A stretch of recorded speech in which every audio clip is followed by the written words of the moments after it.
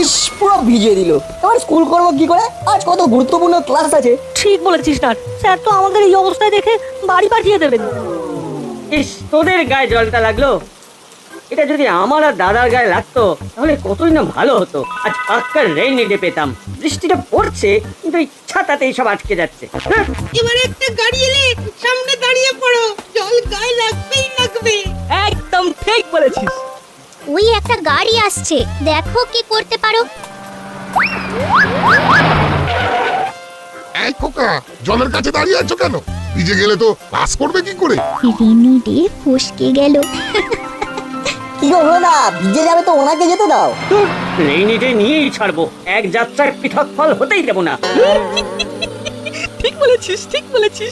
চল চল চল, জমা জলের সামনে গিয়ে লাফাই, তাহলেই ভিজে যাবো। আর ভিজে